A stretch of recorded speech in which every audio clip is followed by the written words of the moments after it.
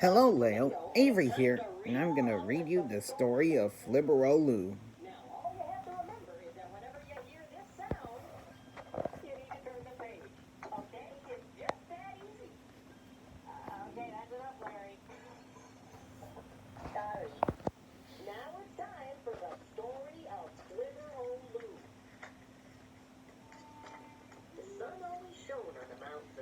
The sun always shone on the mountains of Fibble. The wind and the rain never came. To call the place beautiful, no one would quibble, though hard on the feet they'd exclaim. Behind those hills, past the rocks and the rubble, so high that the clouds were below, sat two tiny towns that were nothing but trouble. As you listen, you'll see that it's so.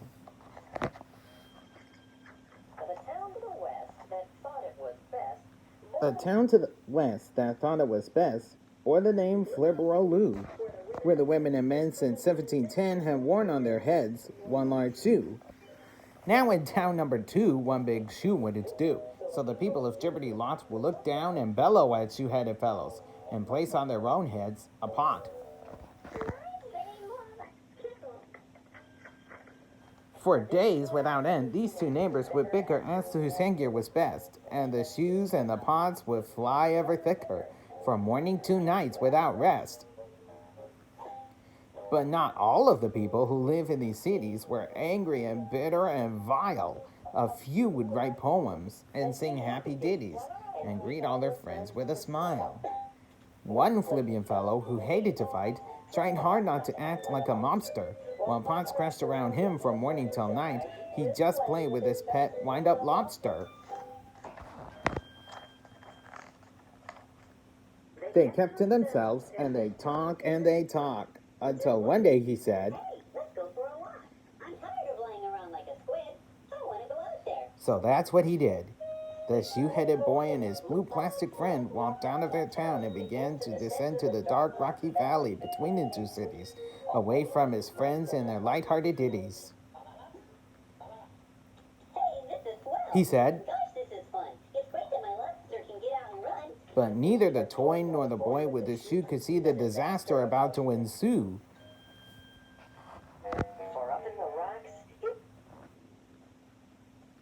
For up in the rocks, hidden just out of sight, were 6 beady eyes filled with anger and spite. 6 beady eyes watch our hero meander to shifty crooks and their ruthless commander. The nasty one said,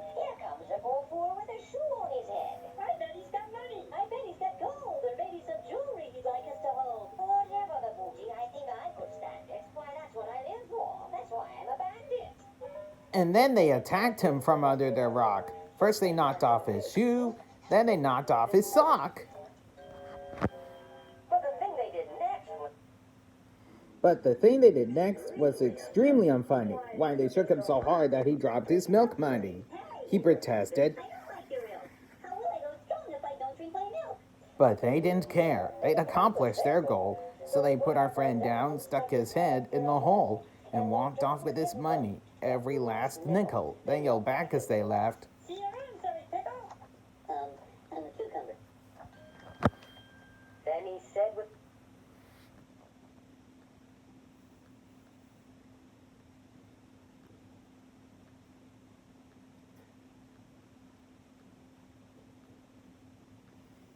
Then he said with a moan, the moan will, I guess I'm alone.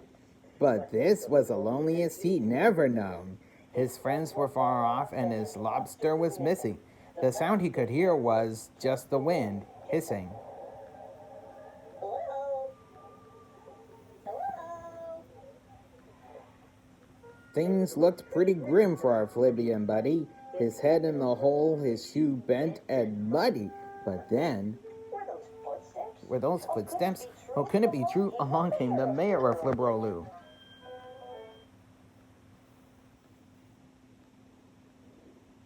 Of anyone, surely he'd help a poor soul, said the boy with his head in the hole. I seem to have fallen. I seem to be stuck.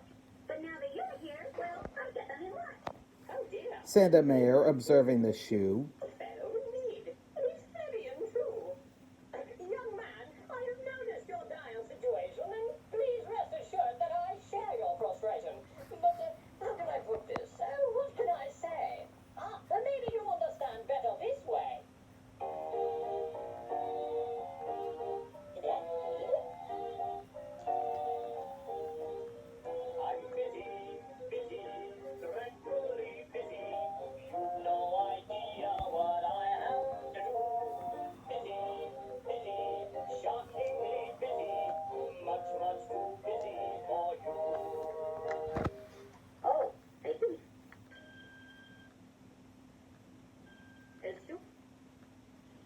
As soon as the mayor had finished his song, a Flibian doctor came strolling along. She said, starting to slide.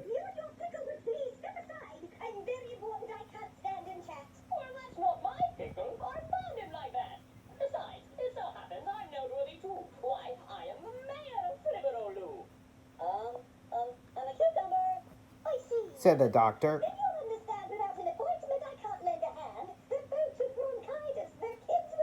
She said to the mayor of Flibber-O-Loo.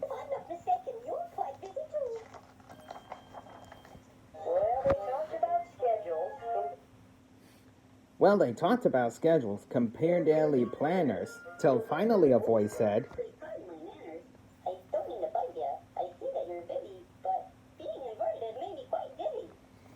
The two other Flibians paused for a while. They looked at each other, then said with a smile,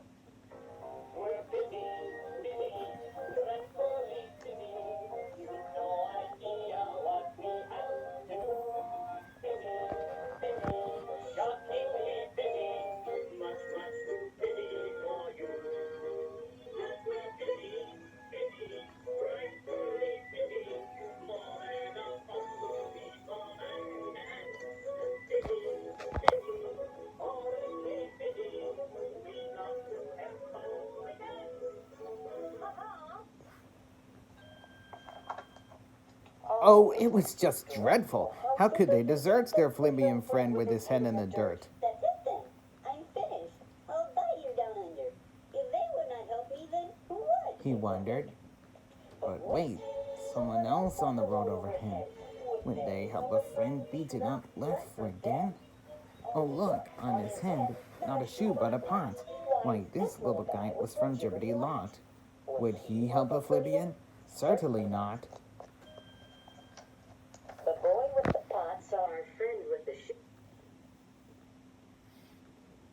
The boy with the pot saw our friend with the shoe. He exclaimed. He's from Flibber-O-Loo. Why, they think we're garbage. They pelt us with shoes. Why should I care if he's beaten and bruised? But out here in the wild, his chances are slim. If I was him, would I want help from him? He looked at our friend, and he looked at the shoe. And then in his heart, he knew what to do. He may be Flibian, that's plain to see. But God made him special, just like he made me. So he got him unstuck, and he picked up his shoe. And together, they walked back to Flibber-O-Loo. Out of the valley and back.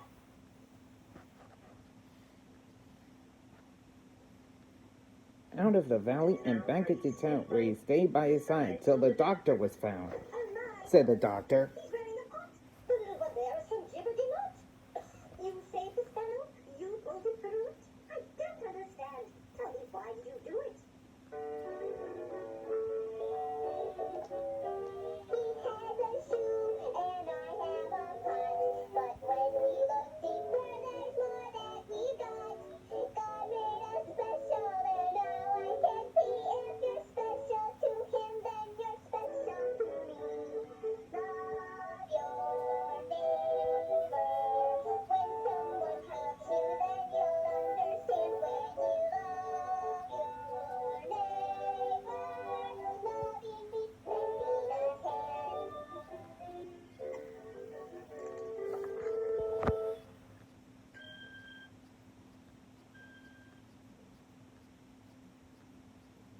If you see someone who's special in need, maybe it's time to perform a good deed. And when you finish, you'll find that it's true. When you make them feel better, you'll feel better too.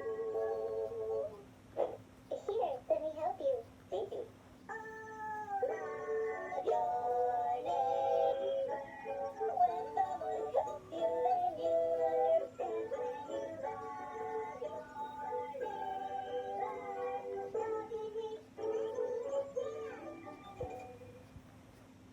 So the boy with the pot gave the doctor some money to pay for the cucumber spill. And the mayor cried out with his eyes moist and ruddy. Untouched by his act of goodwill.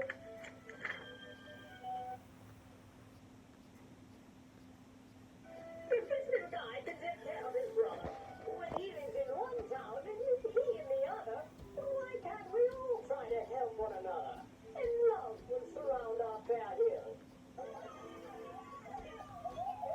Now, if you visit the mountains of Fibble, you won't see a shoe or a pot. Instead, they throw flowers and candy to nibble. I bet that you'd like it a lot.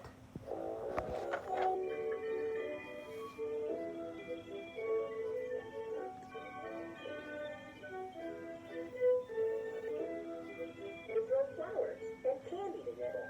I bet that you'd like it a lot.